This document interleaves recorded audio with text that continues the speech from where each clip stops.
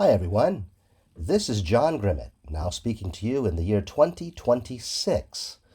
Thank you for listening to these Radio Journeys podcasts from 20 years ago. What you're about to hear is the final episode that I recorded for the Radio Journeys podcast way back in 2006. Now, I'm not sure exactly why I stopped producing the show. It probably was simply because of family and work demands, which were taking their toll on me. I was also at the same time producing Radio Macondo, a separate podcast featuring salsa and Cuban son. I'm also putting those podcasts here on YouTube as well. More to follow on that later. Now, you may be wondering, and I am wondering for sure, why don't I continue with the Radio Journeys podcasts? Well, a lot has changed in the last 20 years in old-time radio. Back when I made these podcasts, we did not have nearly the number of files readily available that we do today. About 90% of all circulating programming is currently available right here on YouTube through various feeds. At Radio Journeys, we also try to fill in the gaps on what's available. If I find a show that's not available, but in order to put it in my playlist, I get onto the web and I search.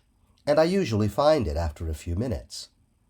So you see, these programs have now become so available that they're becoming better known. Everyone is more familiar with them. There's not really a lot of point to continuing to produce Radio Journeys as I did back in 2006.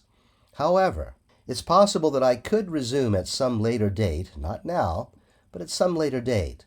If I do resume Radio Journeys podcasts, it would probably be more focused on topics in early radio rather than mostly presenting the serials in the order that they were originally played. Some of the topics that you hear on this podcast included Reginald Fessenden, the Boswell sisters, and focus on particular artists and producers, Bing Crosby, Edgar Rice Burroughs. So let's see what happens in the future. Will Radio Journeys start again with a different approach? Or will what you hear here in this playlist be the last of the Radio Journeys podcasts? It is better to continue with the playlists, and that's what I've been doing. My latest project is to try to put all available circulating programs from old-time radio into playlists on the Village Earth Radio channel. Right now I'm working on 1932 through 1935. The 1910 through 1931 playlist is completed and ready for you to enjoy. 1932 through 1935 will be coming soon, hopefully in the next couple of weeks. Thank you again for listening. Please do enjoy this final episode of the Radio Journeys podcasts and continue enjoying Radio Journeys through the playlists on Village Earth Radio, right here on YouTube. Good evening, ladies and gentlemen of the radio audience. Station WOR, L. Bamberger and Company at Newark, New Jersey. This is WAAM, 1 Bond Street, Newark, New Jersey. This program has come to you through the National Broadcasting Company and associated radio stations.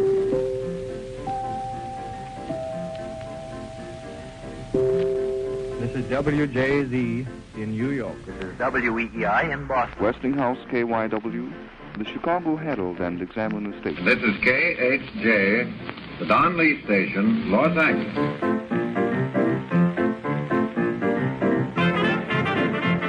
And hello, everybody. Welcome to Radio Journeys. I'm John Grimmett, your guide each week as we go back and listen to radio as it sounded and felt in the early 1930s. Time once again to turn on the old tube radio, tune around a bit, and see what's on this week on Radio Journey.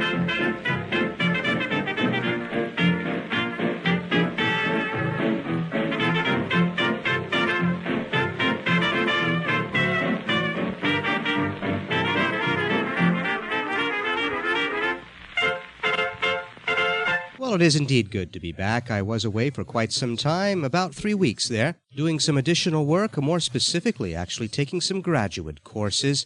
And the graduate work took me away from producing the podcast. But it's good to be back, continuing to cycle through those serials from the early 1930s. Now, you'll recall the last podcast was number 82, and we're going to pick up this week right where we left off. We have The Misadventures of Cy and Elmer, The Mystery of the Old River House, Tarzan of the Apes, this episode dated from 1932, September 19, 1932. The Family Doctor, episode 34, where the doctor goes out and picks up a new suit. And The World Adventurers Club, episode 10, India, the Mystery Land. So the cycle of serials continues here on Radio Journeys this week. We start out with episode 52 of The Misadventures of Cy and Elmer, The Mystery of the Old River House. This is KNX Los Angeles, the voice of Hollywood.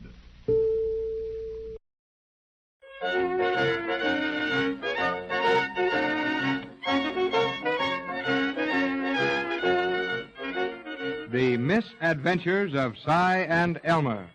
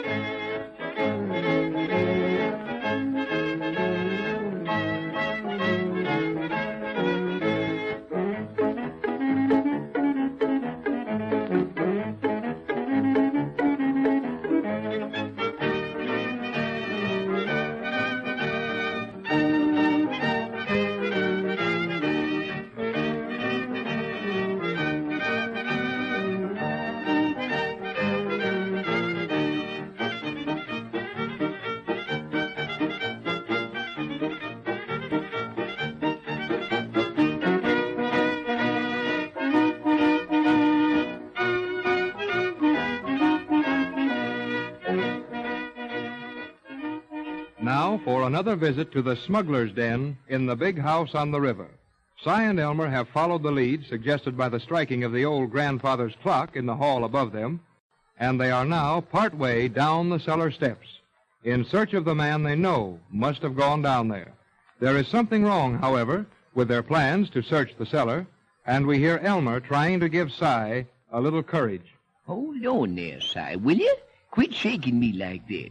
Oh, Cy Perkins, will you quit pushing me? What in the name of all get out are you trying to do? I'm trying to get back up these cellar steps. Cy, but there's somebody down the cellar right now. That's the reason I'm trying to get out. Oh, is that any way for a detective to act? Cy Perkins, you're a coward. I can't help it. I'm plumb scared to death, and that's all there is to it. Well, you ain't going back up them steps. And that's all there is to that. Now, hush up and get to help me do some thinking. I'm so miserable and cold and worried. I don't reckon I can think of nothing. Didn't expect you to think. Well, then what'd you ask me? Well, all you got to do is keep quiet so I can think. Oh, I always got to do the thinking for both of us anyway. Ain't no use to think here, Elmer. We're mixed up in a house full of mystery and trouble, and the quicker we get out of here, the better. Cy, if you don't hush up so I can think, I'm going to stick that flashlight in your mouth and let you hold it that way. Oh, Elmer. It'll keep you from talking anyway. Listen, Cy. Now keep quiet and listen. Shut up, Cy. Will you shut up? I never said nothing. Well, you had your mouth open like you was going to. Did you hear that, Cy? Did you? Yeah. I heard something, Elmer, but I don't know what it was. Well, I don't neither. But I bet it come from down this cellar. Now get on down them steps and hold the light in front of you. Oh, it's awful scary down here, Elmer. Shut up, will you, and get. You do so much talking and no getting. Well, I don't see nothing down there. We'll get all the way down the bottom of them steps.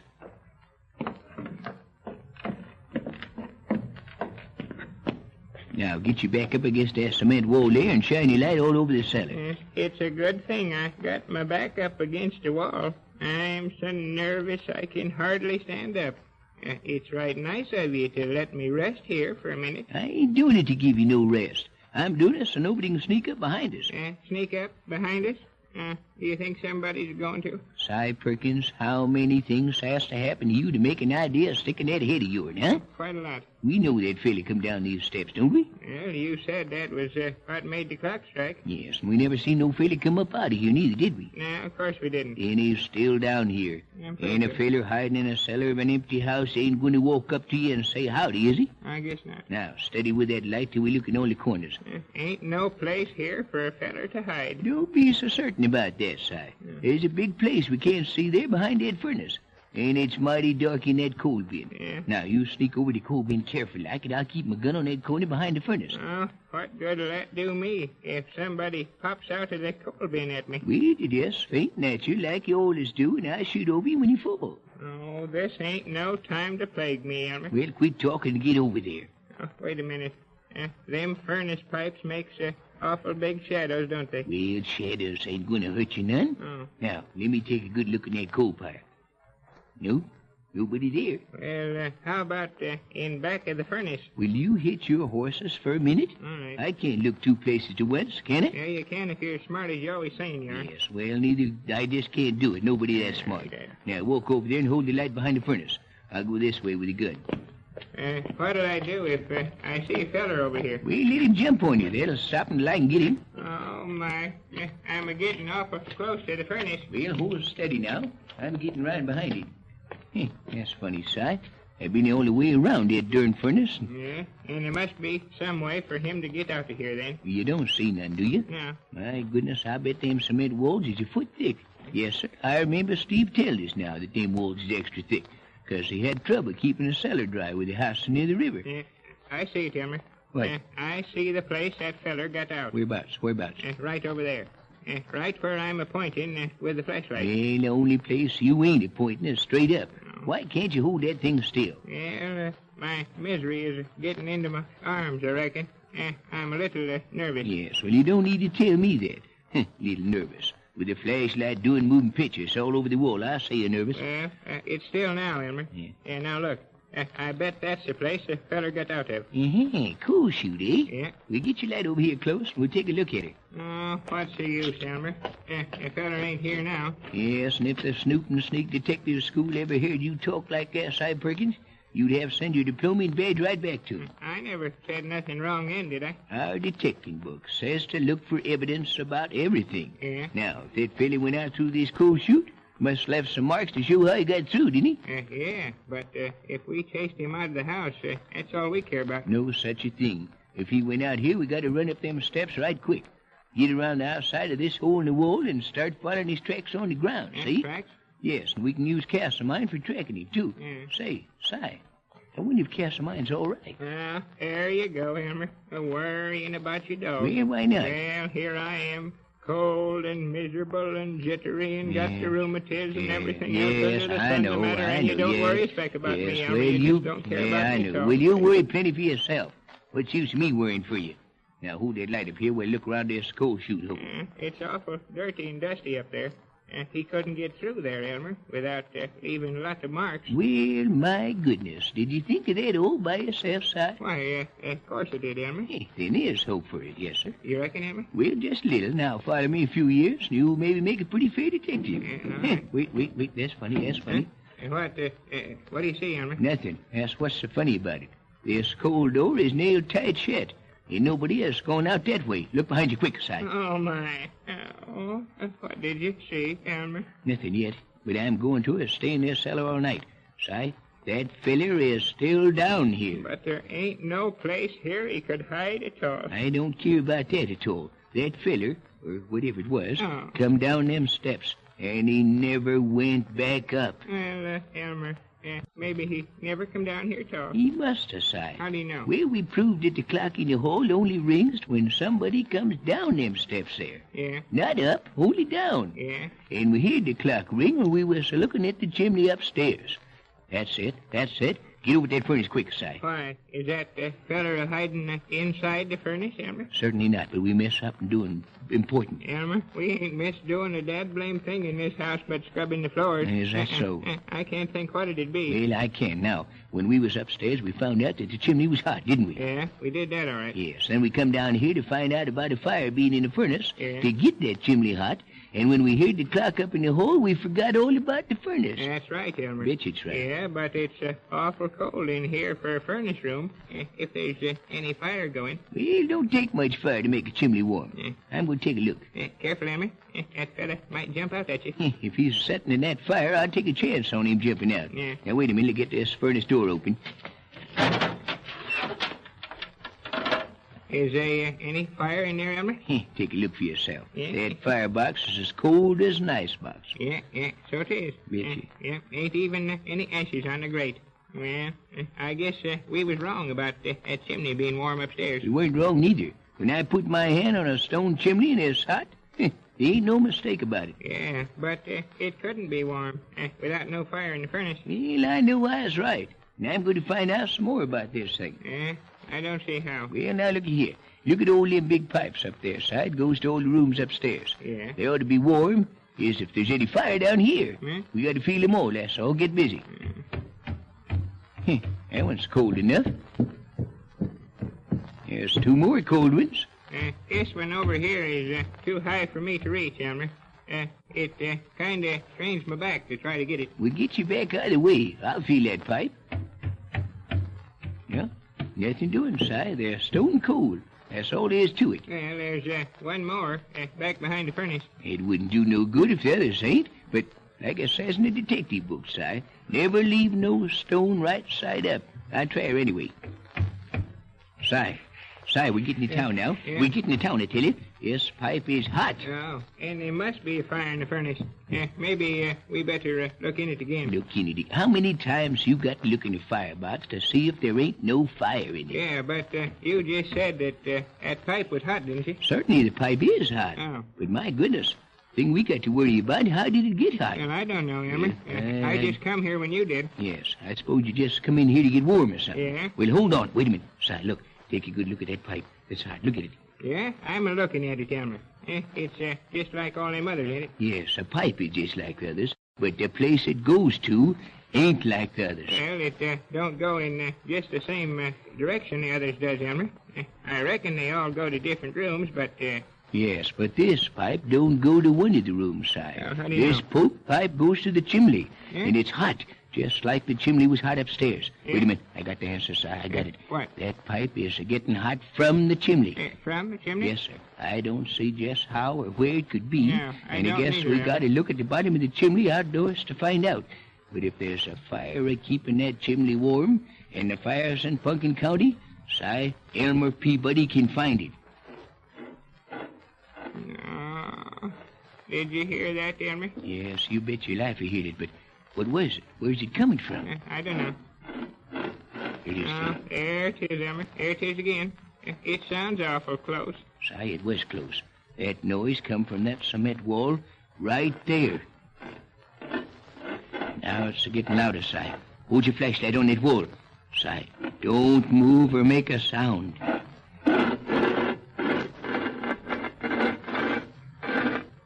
There is no place for anyone to hide in the cellar.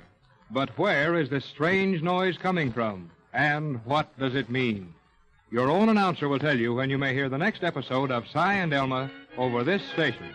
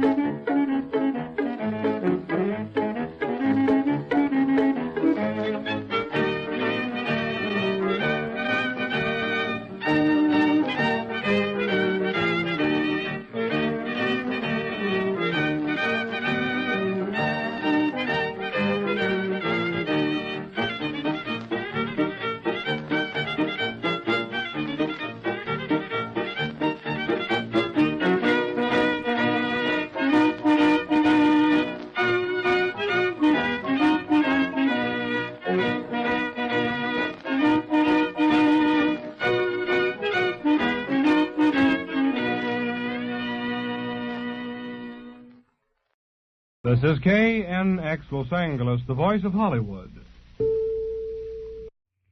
Tarzan of the Apes, brought to you out the pages of Edgar Rice Burroughs' famous book. Tarzan lies unconscious on the ground. Sabor sees a lithe, hairless body innate and motionless before her. Crouching, snarling, her lean haunches gather beneath her, her back arches with a spring, her jaws gaping to reveal her yellow fangs. Merciless hatred for the thing which lies so helpless in front of her gleams from her baleful yellowish eyes. Poised, tense, crouched for the leap, the lioness waits for some movement, some motion which will send her hurling upon her victim. There is a moment of silence, a tense moment, a moment in which furious death waits to execute its grim mission. Poised, waiting. Slowly, Sabor's animal brain connects the presence of her cub with Tarzan. Hister was devouring the cub. Tarzan fought Hister. The cub is safe. Slowly, suspiciously, the great beast relaxes. The hair on her short mane gradually lies down, and her tensed haunches straighten. Slowly, very slowly, she advances toward Tarzan's limp body. Snarling deep in her throat, she stops, showing this strange creature lying so still before her the deference of fear. Cautious, ever ready to crush the life out of the thing with a mighty paw should it move, she advances closer and closer, step by step. Her sharp, pungent breath is hot on Tarzan's neck. Sabor sniffs. The thing has a strange scent. Not the scent of an ape. Sabor is puzzled. Tarzan stirs. Moans a little in his unconsciousness. Sabor leaps back, snarling, her powerful paw raised to crush the head of that strange creature. Slowly, she puts her foot back on the ground, circles Tarzan, and without further ado, trots away, urging her cubs before her. Sabor, the merciless killer, the feared, the dreaded, Sabor the beast, has learned gratitude. Tarzan lies unconscious. The fall would have been sufficient to kill an ordinary man, but Tarzan breathes. The jungle sun sinks lower and lower. Suddenly there is no day. A dank, steaming mist arises from the ground and drifts in great clouds through the forest, like ghosts of massive monsters returned from some primitive jungle of eons before. Tarzan still does not move. He lies easy prey to the savage beasts of the jungle, the deadly insects, the sleeping leopard, the murderous gorillas, and worst of all, the snake, Hister, the silent, cold, crushing, slithering death. The moon comes up, making the jungle a wilderness of tall shadows, growing in a myriad of puddles of moonlight. The jungle becomes replete with sound, the whimpering cry of the lemurs, the weird laughter of the hyenas at the waterhole, the roar of Numa, the lion, walking in imperial disdain, heralding his approach to the waterhole. A cold, dead weight is slowly coiling itself around Tarzan's body. Its heavy, gliding pressure stirs him. With a growl of anger, Tarzan regains consciousness.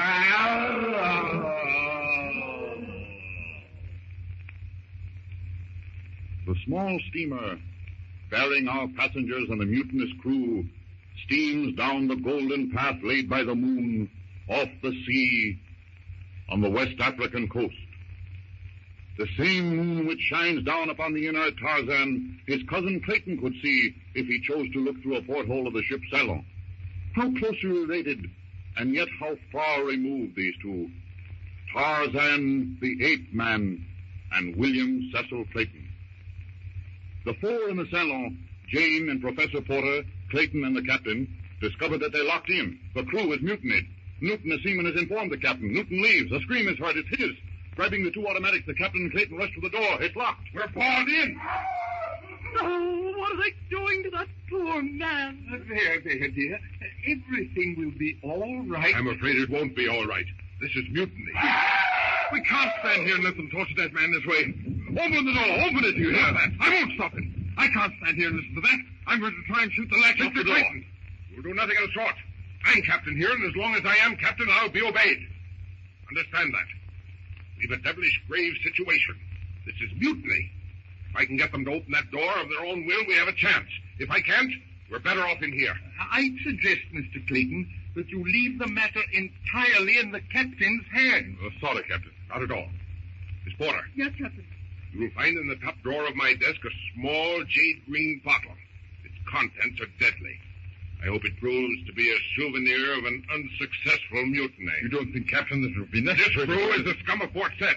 And Port Said, my dear Clayton, well, you've seen it. I found the bottle, Captain. Thank you. Isn't there some way that we can placate these mutineers, Captain? If it's money, why, I have a little... And I have a great deal. See if you can buy them off. If they take the ship, everything on it is theirs anyway. Yount, my first mate, is in back of this, and Yount is no fool. Rather an intelligent fellow, in fact. I've had several conversations with him. Seems rather interested in archaeology. You stand away from the door, Miss Porter. Thank you. Mr. Yount! Mr. Yount, do you hear me? Yount! Yeah, I heard you, Captain. Come here and unlock this door. And get shot down? No, thank you, Captain. Throw those 2 automatics. They're in your desk out the port first. Are you presuming to order me, Mr. Yount? You'll lose your papers for this. My papers? You're on the high seas now, Skipper. Not at the Admiralty. My papers, they've been changed, Tracy. They're Captain's papers now. You're mad. This is mutiny. Do you realize what that means? Yes, and you'd better realize, too. Throw out those automatics on the deck. I'm not asking you. I'm telling you. And I'm telling you, Mr. Yount, that I'll see this ship run aground in Hades before I'll take orders from you. Yeah? Well, we'll twist the bloody arms off of your nosy man mutineer and throw him over the side. If those guns aren't thrown out on the deck in exactly 1 minute. Oh! Throw them out, sir! Throw them out, please! Just throw them out! Oh, Captain, throw them out, please. Please throw them out. There goes mine. All right. Now, where's the other one? Well, I guess they've got us there. Did you take the clip out of that automatic before you chucked it out, Clayton? No, I didn't. Not very clever of you. Well, here goes. You're learning to take orders readily, Captain. Come in here. Oh, I just happened to think. Quick, Father, give me that map. Why, yes. Where did I... Why, here it is. Tango, you and Gates watch this door. If either the ex-captain or any of his passengers start to leave... I saw it. Well, Tracy, it seems... You dirty cad, you. Shut up, Clayton. I won't shut up. What? You killed Clayton. Stand back there, all of you, or I'll start blasting. That's just to show you how this ship is going to be run from now on.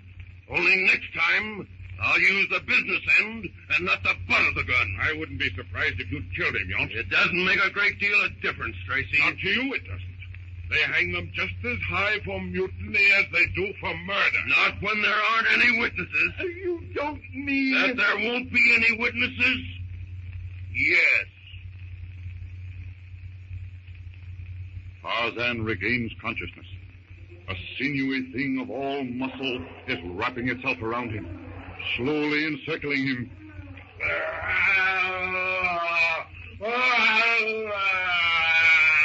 He voices the ferocious cry of a battling beast.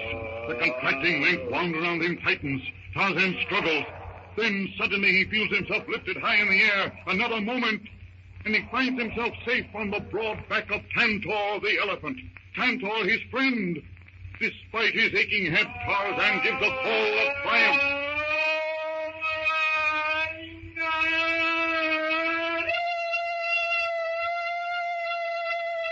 Tantor, the great beast of the jungle, whom even Sabor fears, hears the call of his friend. The wise beast knows that all is well with the white ape upon his back. Tantor is happy too, for Tarzan is dearer to Tantor than all else in the world. A strange jungle friendship, as strong as it is odd. Tantor throws back his great trunk and trumpets to tell the fastest of the whole forest and its denizens that the mighty Tantor and his friend Tarzan are passing on their way. Let all beware. Tarzan feels himself all over gingerly, and then shrugs. Nearness to death is life, not adventure in the jungle. Guiding Tantor by kicking him behind the ear, Tarzan directs the great beast to the seashore and his cabin. Tantor sways along his way at a speed which is almost unbelievable for so clumsy an appearance, tearing up the trees and brush which impede his way. Then Tarzan hears the beating of the surf. And in a few minutes they come out of the jungle onto the beach. A strip of white sand. A sea of darkness divided by golden bands. Tarzan looks down the path of the moon on the water. He gasps. A boat! That means men. Tarzan the ape thrills because he sees in them that which he most wants to be, man. Tarzan the man.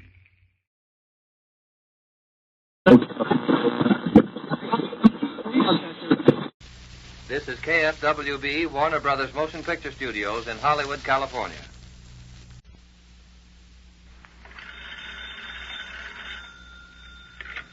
Hello there. This is the family doctor.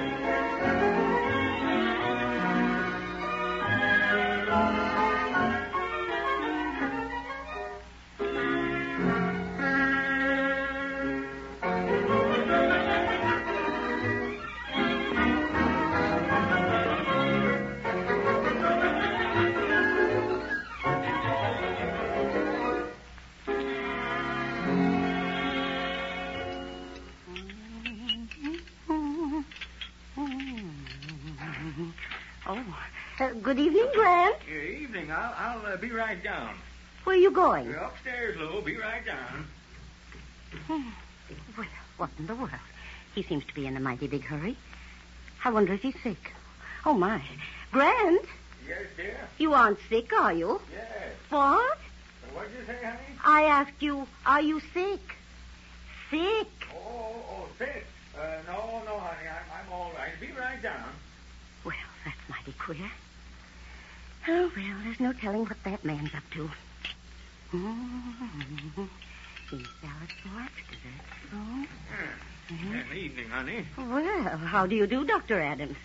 Mighty formal, coming to the house and not... Grant Adams. Yes. What is it, honey? What are you wearing? Wearing? Now, don't act like that. You know very well what I mean. Well, now, I don't think I do. What do you mean, I Lou? mean that smoking jacket. Oh, don't you like it? Well, of course I like it. I gave it to you. Oh, yes, so you did. But you've never worn it before, except 2 years ago Christmas when I put it on the tree for you. Oh, now, No, Lou. you haven't now, and you know it. You never liked it. What made you run into the house tonight and upstairs and change your regular coat to that smoking jacket? And for dinner, too? Oh, I don't know, honey. I just sort of felt like lolling. Lolling? Oh, very well, Grant. Sit down. Read the Post-Bugle while I get the soup. Thanks, Lou. And what kind of soup have you tonight? You'll see. I'll be right in. All right.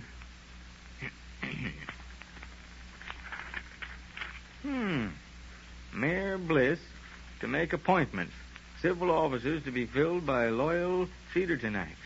In due course of his duties, Rip Bliss, recently elected to succeed Mark Trowbridge as mayor of the city, has declared that he will make necessary appointments to all city offices. Well, Grant. What's the matter, honey? I thought it was something like this. What do you mean? You know very well what I mean. Look at this coat. Huh? Oh, the coat, yeah. This is the coat you wore to the office today, isn't it? Let me see it. Now, you don't need to examine it like it was a germ. It is the coat you wore today, isn't it? It matches the trousers you have on now.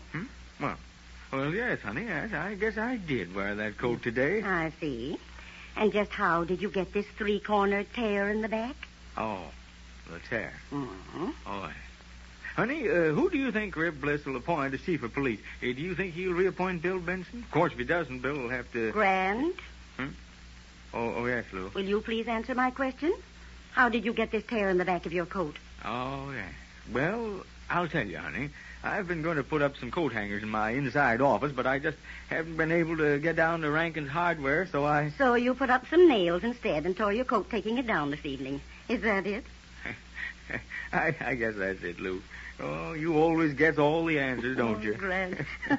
Well, I'm just as glad. You are? Yes, I am. Now you can get yourself a new suit. A new suit? Oh, now, listen, honey, I don't need a new suit. I've got this one. Yes, and look at it. The cuffs are beginning to wear and this big tear in the back, and it's shabby. Why, do you know how long you've been wearing this suit? Well, can't be more than 2 years. 2 years, indeed. It'll be 4 years this spring. Is that right? Yes. And it's high time you went down to Max Dominski and got yourself another suit. And I've got that gray suit, too. That's not as old as this one. No, but you can't wear just one suit, Grant. You know that as well as I do. All right, Lou. I'll go down tomorrow. Now, do you think it'd be all right to start dinner? None of your sarcasm, Grant. I'll get it on right away. Lou? Yes? Say, I've been thinking. Yes? What? Well, I've had Max make all my suits for the past 4 years, and Sid Bloom's been a pretty good patient of mine, too. Don't you think I'd better give him a chance this time? Here's the suit. Sid Bloom. Oh, now, Grant. You know what kind of clothes he makes. Have you seen that Sunday best that Mr. Rankin has been wearing to church the last few Sundays? Yes, sure. I've seen it. What about it? What about it? You don't call that a suit, do you? Well, I'll tell you, honey, I'm probably the only person in Cedarton who's had the rare treat of seeing Jess Rankin without clothes of any kind. Grant. Well, it's the truth. I'm his doctor. And I'll just bet that Sid Bloom hasn't had any more strange assortment of skin and bones to drape with cloth and stitches than was presented to him by our worthy hardware store proprietor, Jess Rankin. Very well. Go ahead. Go to Sid Bloom's tailor shop. But be sure you come back with a suit. Yeah, sure, honey. I knew you'd see my way. Sid Bloom's really a pretty good tailor if he gets a chance to hang some clothes on something more than a human skeleton. Grant Adams, how can you talk that way about Jess Rankin, one of your best friends? Human skeleton, indeed.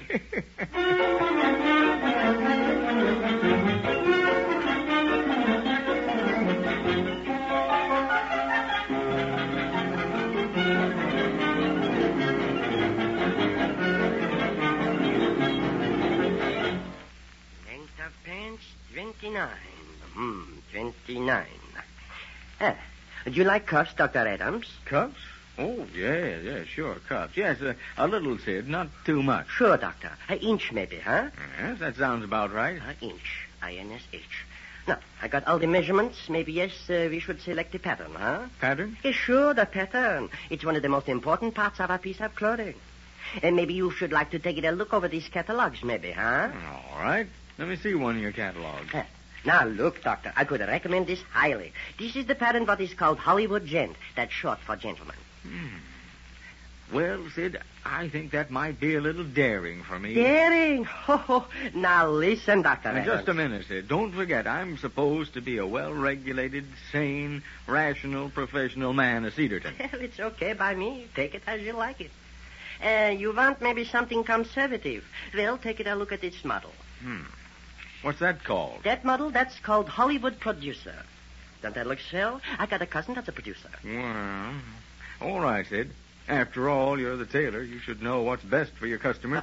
Thank you, Doctor. Thank you. Oh, that's all right, Sid. Thank you. Well, we got the measurements, and we got the model. Now, we got to pick the fabric. Fabric? Oh, yeah. Well, Sid, you know what I think I'll do? What's that, Dr. Adams? I think I'll let you select the cloth. Me? It's a pleasure. All right, you go ahead. There's just one thing, though, Sid. Yes, Doctor, what's that? Well, I don't think Mrs. Adams likes the type of cloth that Jess Rankin has in his new suit. If you could avoid that... Avoid it? I ain't got no more of it. So can I give it to you? No. All right, Sid. Do you want a deposit on the suit? Oh, Dr. Adams, I should want a deposit from you, who's given me little Jacob, little Abram, little Becky, little Mo. A deposit? Positively no. All right, Sid. When do you want me to come back? Well, make it easy on yourself. Do you think next Tuesday would be too soon, maybe? Tuesday? Oh, that's all right. I'll be back then, Sid. And don't forget now, you've got to make a Beau Brummel out of me. Yeah. Beau Brummel. Phooey. A Beau Brummel I got to make out of him. Better he should be going to our fancy dress balls, maybe, huh?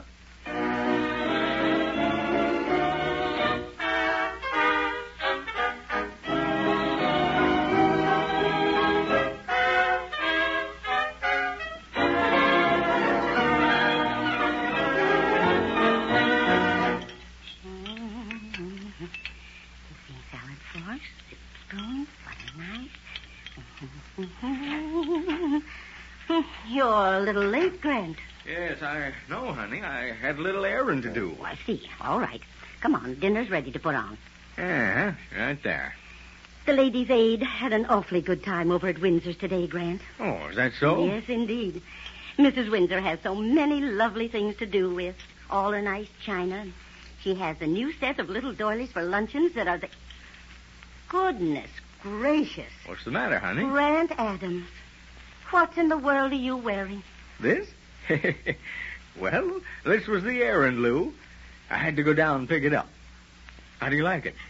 What is it? What is it? Why, it's my new suit. Where did you get it? Well, Sid Bloom made it for me. Oh, Grant. You like it, honey? Oh, Grant, it's positively hideous. Hideous? Oh, now listen, Have you Lou. seen it in the daylight yet? Well, no, I haven't. I just picked it up this evening. Just wait till you do. That's all I've got to say. Just wait till you see it in the daylight. Why? What color do you call that, Grant? Oh, I'd say it was sort of a tan. Sort of a tan. I'd say it was a sort of a yellow. Yellow? Oh, no. Yes, it is a yellow. Just as yellow as a lemon. Only there's more of it. Whatever in the world possessed you to buy a suit like that? Well, I thought Sid'd know what color would be best, so... So you let him pick out the material. Uh-huh. I see. Oh, Grant Adams, I wish you could see yourself. Mr. Friday, is it as funny as all that? Yes, it is. You look exactly like a canary bird. Canary? Or a great big yellow powder pigeon. There's no such thing as a yellow powder pigeon. I know. That's why it's so funny. Well, I thought I was going to surprise you. Oh, you did, Grant. You did. Now I'm going to surprise you. Huh? Oh. We're going downtown tomorrow morning. I'm going with you, and I'm going to give Sid Bloom a piece of my mind. Now, Lou. Then I'm going to make him take back this suit and make you a brand new one out of material that I'm going to pick out. Oh, honey, you can't do that. Now, you go on upstairs and take that atrocity right off. I've got a nice dinner already, and I don't want to have indigestion afterwards from looking at that suit. Go on now. Why didn't I take you down there with me in the first place? I might have known I couldn't do it by myself. Gosh, the Friday.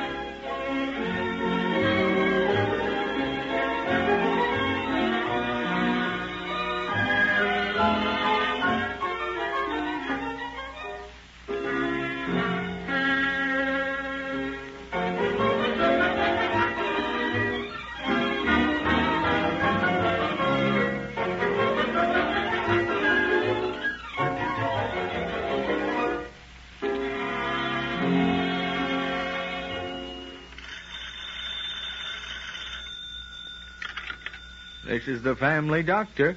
I'll be in to see you again right soon. Goodbye.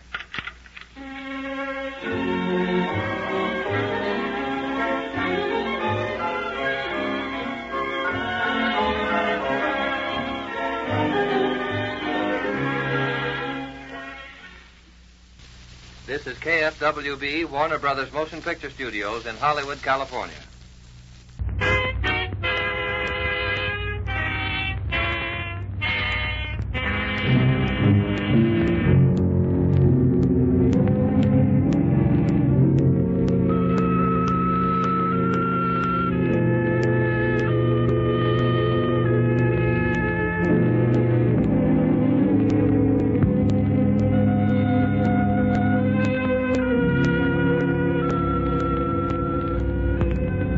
Is the World Adventurers Club, an organization composed of renowned explorers who have skirted the rims of the canyons of the earth and who have lived to recite their experiences to you. But first, let us listen to the quartet. I love beside the Shalimar. Where are you now? Who lies beneath your spell?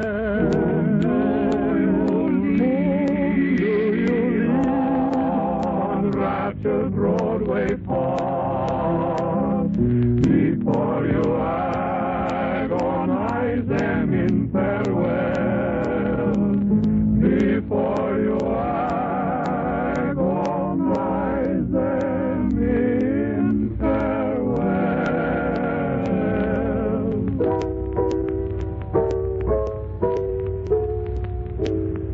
Pale hands I love beside the Shalimar.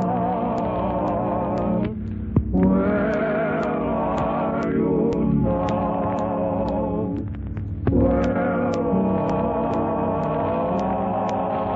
are you now?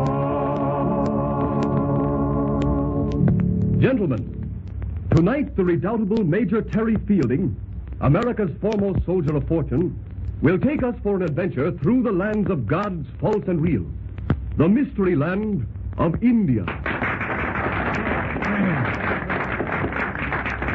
Fellow members, owing to limited time, our trip will be a swift one through a country that has intrigued the universe, India.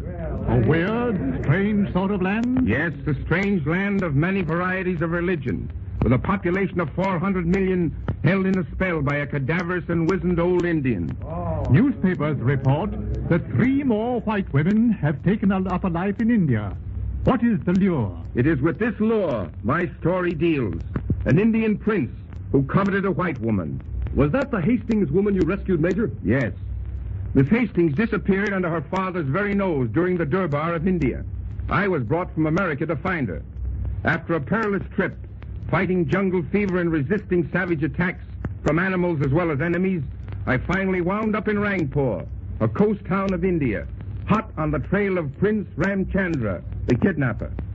All eyes of India were upon me in my quest, as I stood in the shadow of the great temple of Rangpur. Men, women, and children, in their thousands, were worshipping the goddess Mai Kalai. Mai Kalai? What does she represent? She symbolizes the ultimate mystery of life.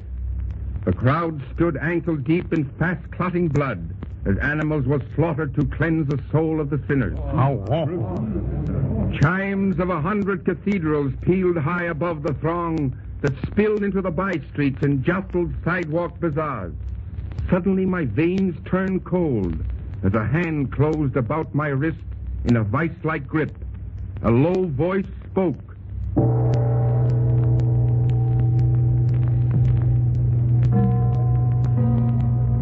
Sahib American, look for Prince Ramchandra. Yes, all India knows that. Why? Kuma warn you, go home, forget white girl. Let go of my wrist, you brown devil.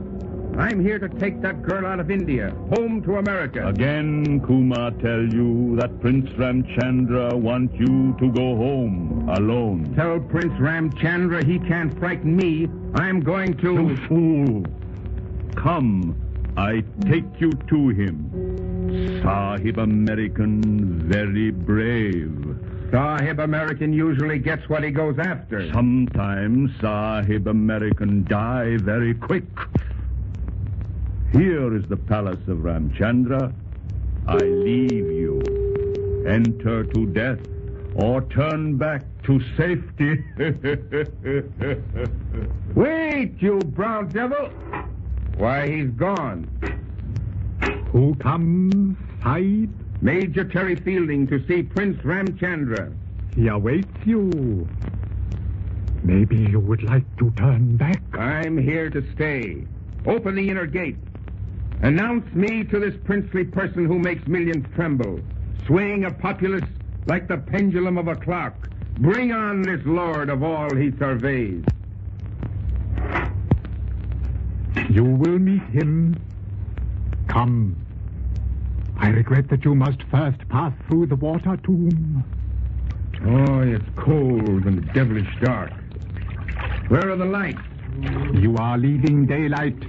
May never see it again. Those bodies floating in the water await the tide to carry them out to sea. Who moaned? An untouchable, blinded. He saw too much and spoke too freely. You know too much. Venture further, and all the rupees in India cannot save you. Lead on. My mission is but half begun. You have been thrice warned. Enter through the last arch. Your fate awaits you. I see. The last arch. Enter. You now stand before His Royal Highness, Prince Ramchandra. Speak, American.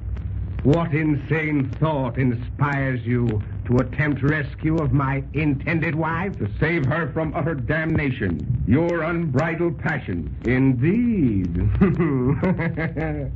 Beneath this palace float the bodies of fools who have said it is sinful to shed blood or touch a white woman.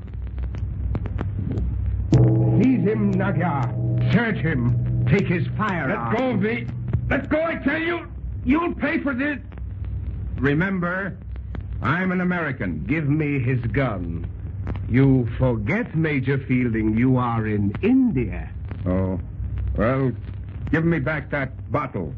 That's my medicine. You can keep the gun if you wish. Very well. Return the bottle to him. Destroy this gun. Now, Major, we will talk at peace. You may go, Nagya.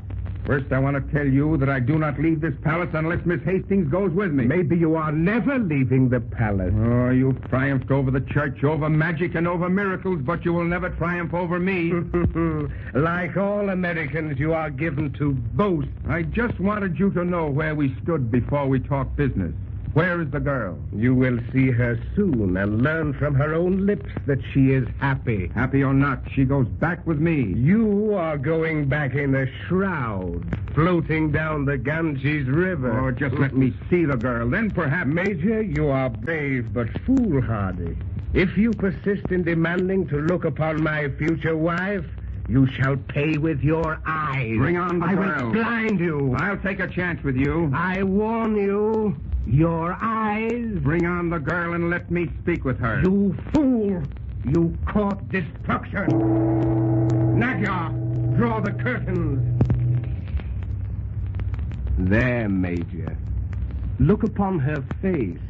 The last look your eyes will have. See, she sleeps. Miss Hastings, open your eyes. It is Major Fielding who speaks. Open your eyes. I've come to take you home. Prince, you've drugged her. You can't fool me. Nagya, draw the curtains. Remove the Major from the couch. Don't you move, Nagya. This is my show and I'm running it. Your chance is over, Major. Desist or I'll have you torn in two on the rack. Save your breath, Prince. Rouse the girl. Let me talk with her and then do with me what you will. Let me hear from her own lips the secret of the power that has kept her here with you. You know too much now, Major Fielding. You are impertinent. You fool. Look, they are bringing the iron to temper with acid to burn out your prying eyes. Before they do, bring the girl to her senses. Let me hear from her the answer to this lure that is bringing countless white women to your country. Before you die, let me tell you that in India we are devoted slaves to white wives. We shower them with jewels. They attain complete happiness in our religious beliefs. They reign even as queens. Yes, and then when you tire of them, you pretend to die, and your white widows are burned alive on a pyre, the crime of sati that the British have tried to wipe out. Infidel! Nagyar, seize him! Destroy him! Don't touch me! Keep away! Where am I? Where am I? Who are you, American? I am Major Terry Fielding, sent by your father to take you home. Stand back, Naga. Don't approach us. Stand back, I tell you, or we'll all be blown to atoms. Seize him, cowards! Are you afraid? If they put a hand on either of us, I'll hurl this bottle. It contains nitroglycerin. You know what a deadly explosive that is. You tricked me. You said it was medicine. Yes, a little of your own medicine. Come, Miss Hastings, we're going home. Neela, come here to me. She stays here. Give your orders to open the gates to the outside. We're on our way. Neela, come to me. Major, you'll never get out of here through the gate? In 10 minutes, your gates will be battered down by the British troops.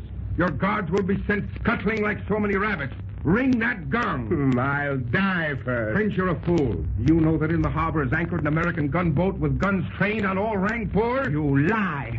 Seize him, Nagyar. That is the sundown gun. They wait for word from the gate of your palace. If I do not emerge from here in 5 minutes, your city will be laid in ruins. Ring that gong. Neela, come to me. I love you. It is my last request. Take me home, Major Fielding. Take me home. We're going home. Ring that gong, Prince, before the palace is a wreck. The curse of 10,000 gods upon your head.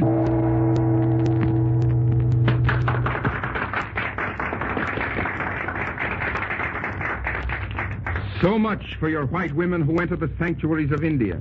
Maybe some of them are happy, some sad. The answer must come from them. I only know that Miss Hastings was quite unhappy. But she's happy now. Married, I presume? Yes, to Major Terry Fielding. She is now my wife. Good. May all your troubles be little one. Congratulations. I'll take thee to India, love, will we go. There, sweet home, I will make thee, where Ganges deep waters flow. Our garden there brightly is shining, beneath the moon so clear. And so, folks, the World Adventurers Club bids you adieu. We'll be meeting soon again to bring you new, strange adventures in strange lands. Here, the lotus part of pining, whose dearest is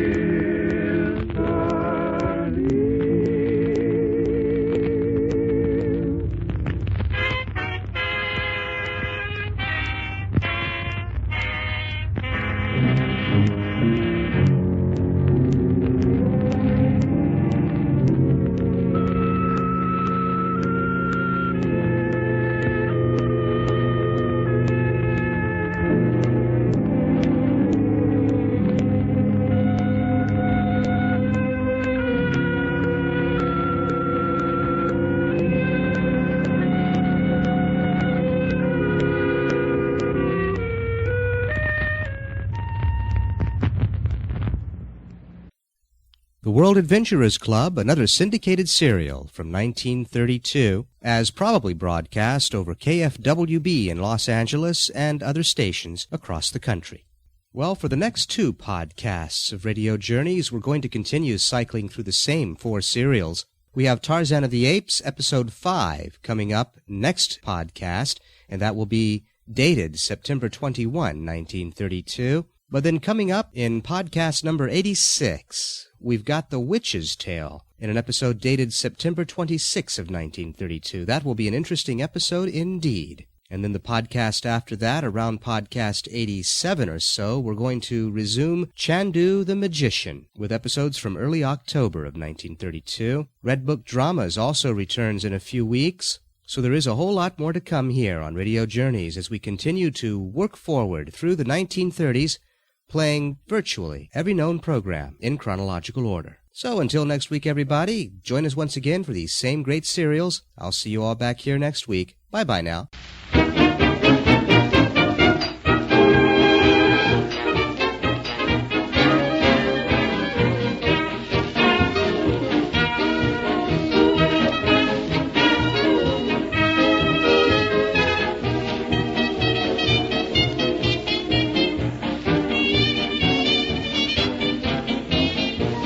Here I am again, speaking to you in the year 2026.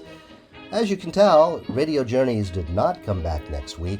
There are no further episodes of the podcast, which is kind of sad, but I have to say that Radio Journeys does continue today right here on YouTube and the Village Earth Radio channel through its playlists, where we're putting together all known and available circulating programs from old-time radio, all the existing recordings in chronological order. Do check that out. And who knows, perhaps in the future, Radio Journeys podcasting will resume in some way. See you all on Village Earth Radio and Radio Journeys.